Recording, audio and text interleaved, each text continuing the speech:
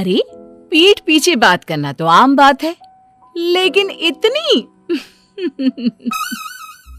यार मेरी सास को तो जब देखो तब खाना चाहिए।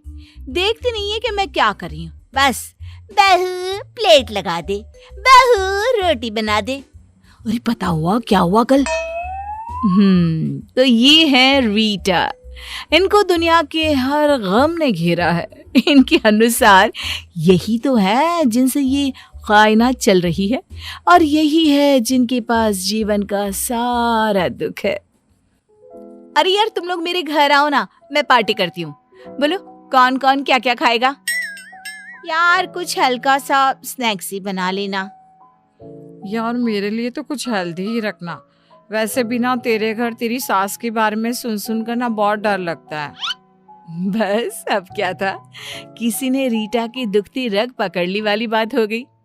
ना पूछ मेरी बहन, मेरी सास ने तो स्यापा ही पा रखा है। अरे पता चलेगा ना कि मेरी सहेलियां आ रही हैं, देखना कैसे मुंह बन जाएगा उनका। मैं तो अभी से तुम लोगों को बोल रही हूँ, कुछ भी कहती है ना तो प्लीज मेरी खातिर सुन लेना यार। वो क्या है ना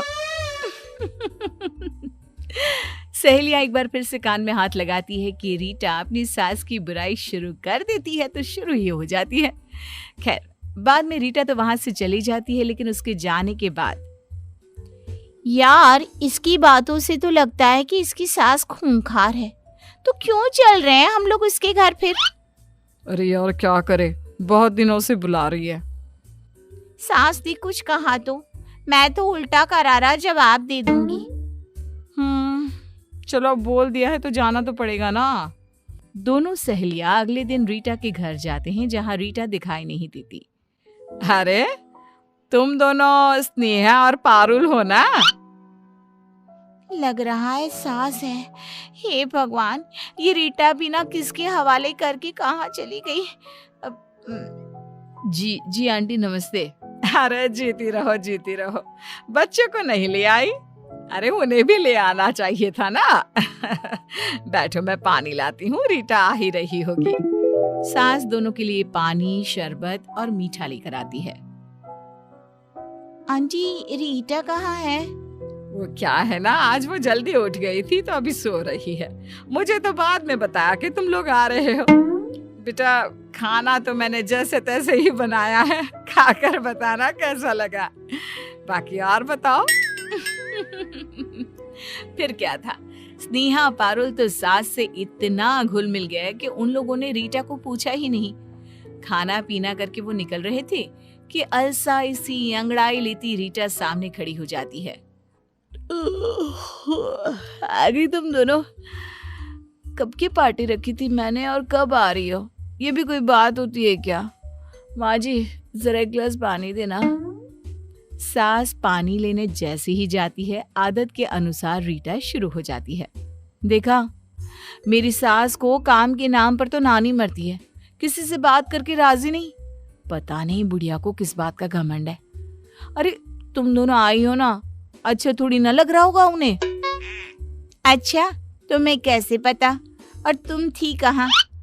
अरे इन्होंने काम दे रखा था ना, तो वही कर रही थी कमरे में। न जाने कहाँ से साड़ी ले आई है, उसी की सिलाई के लिए कपड़ा दिया था। कमरे में बैठ के अभी तक इन्हीं की साड़ी तैयार कर रही थी। तभी सास आ जाती है, बहू को पानी का ग्लास देती है और फिर, अच्छा बच्चों बातें करो, कुछ चाहिए तो बता देना। मैं जरा ये साड़ी लाई थी तो वो तैयार कर लेती हूँ। बहू तेरी साड़ी जो तू मुझे दे गई थी ना, वो तैयार हो गई है, तो कमरे से लेकर जाना। सास की जाती ही, चल पारुल चलते हैं। अरे क्यों, रुको ना, एक तो देर से आए हो, ऊपर से बिना कुछ खाए जा रहे हो। पता है क्या क्या बनाया है मैंने? हम लोगों को पता है कि क्या क्या बना है और कैसा किससे बनाया है, लेकिन तू ना अब रहने दे रीटा। ये बोलकर दोनों चली जाती हैं। रीटा को समझ में नहीं आता कि क्या हो गया। खैर दिन बीतते हैं। फिर एक रोज रीटा की सहेली ऑफिस में बात कर रही थी। यार क्या बताऊं, मेरा पति ना मेरी तरफ ध्यान ही नहीं देता। बस खाना खाना, ऑफिस जाना और सो जाना। ना कहीं घूमता है ना फिरता है। अरे कभी दो बोल भी प्यार की नहीं बोलता। रीटा देखती है कि सारे लोग उसकी बात सुन रहे थे। वो समझ जाती है कि लोगों की सिंपैथी सास के नाम पर नहीं पर पति के नाम पर जरूर मिलेगी। वो भी लोगों से बात करना शुरू कर देती है। एक दिन वो जानबूझकर मुंह लटकाकर बैठ जाती है। अरे क्या हो गया रीटा, सब ठीक है ना? सब ठीक। लोगों का ध्यान अपनी ओर करने के लिए रीटा को जो चाहिए था वो मिल रहा था। फिर क्या बताऊं, मेरी तो जिंदगी से सारी उमंगे तरंगे ही खत्म हो गई हैं। अरे क्या हो गया? तभी वहां स्नेहा आ जाती है। क्या सास की फिर कोई बात है? अब तो रहने दे रीटा। सास की नहीं पति की है। पर चल छोड़, तुम लोगों को तो लगता है ना कि मैं ऐसे ही बोलती रहती हूँ। तभी एक नया लड़का जिसने अभी अभी ऑफिस ज्वाइन किया था वो रीटा के पास आता है। क्या बात है रीटा, हम लोगों से शेयर कर सकती हो? अरे भाई, हम भी फैमिली से कम थोड़ी ना है। ऑफिस में कितना समय हम साथ में रहते हैं। रीटा भी, जो कि सिर्फ पति की बुराई कर लोगों से सिंपैथी लेना चाहती थी। क्या बोलूं, मेरे पति तो सिर्फ मेरे पैसे से प्यार करते हैं। स्नेहा, जो कि पहले से ही रीटा को समझती थी। कौन से पैसे? तेरे पास पैसे कहाँ से आ गए? अरे यही जो मैं कमाती हूँ। कहते हैं सारे पैसे मुझे दिया कर, नहीं देती हूँ तो मारते भी है। अभी कल ही की बात है। अब क्या था, रीटा को एक नया टॉपिक मिल गया, पति। वाह क्या बात है, पति की थोड़ी सी बुराई और देखो कैसे लोगों का जमावड़ा मेरे आसपास लगा रहता है। लेकिन उसे ये नहीं पता था कि लोग उसके पास क्यों आते हैं। अरे पति से परेशान हो तो हमें बताओ, हम बात करते हैं। अरे तुम्हारे जैसी बीवी हमारी हो ना तो भाई। लड़कियां तो रीटा को समझ चुकी थी, लेकिन लड़के वो अपने ही तरीके से रीटा से मजे लिए करते थे। एक दिन, यार क्या पता रीटा सच में परेशान हो। मुझे भी लग रहा है यार, सास तक तो हर कोई परेशान हो ही जाता है, लेकिन पति। अरे इसका पति तो कितना मानता था ना इसको। हाँ, लेकिन ये आदमी की जात ना कब मानना बंद कर दे पता ही नहीं चलता। दोनों सहेलियों को अब रीटा पर रहम आ जाता है। वहीं घर पर, रीटा ये फोटो देखो कैसी लग रही है। हम दोनों कैसे मेड फॉर ईच अदर लग रहे हैं ना। रुको, इसे मैं हमारे सारे सोशल मीडिया में डालता हूँ, मजा आ जाएगा। लोग देखते रह जाएंगे और अच्छी अच्छी बातें भी लिख दूंगा, ठीक है ना? पति के मुंह से इतनी प्यारी बात सुनकर तो हर बीवी खुश हो जाए, लेकिन रीटा अब, अरे नहीं नहीं नहीं, प्लीज नहीं। नहीं मतलब क्यों नहीं? अरे वो मेरी दोस्त है ना, पारुल और स्नेहा। कौन, वो ऑफिस वाली? क्या हो गया? बस रीटा के अंदर का जो टैलेंट था ना लोगों की बुराई करने वाला, वो जाग जाता है।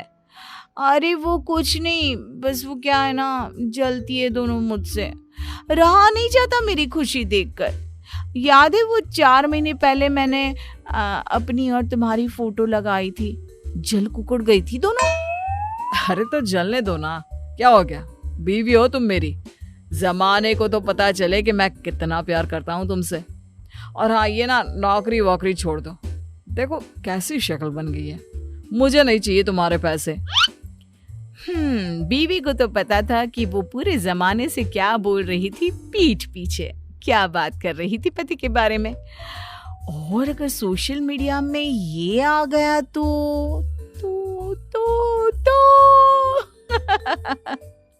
अगले दिन, हे भगवान, न जाने क्यों चक्कर आ रहा है। अरे रहने दो ना, क्यों कर रही हो ये 2 टके की नौकरी? खुद को क्यों गला रही हो रीटा तुम? हाँ बहू, रहने देना, आज ऑफिस ना जा, घर पर ही आराम कर ले। ना माँ जी, आज तो जाना जरूरी है, सैलरी का वक्त है और काम भी बहुत है।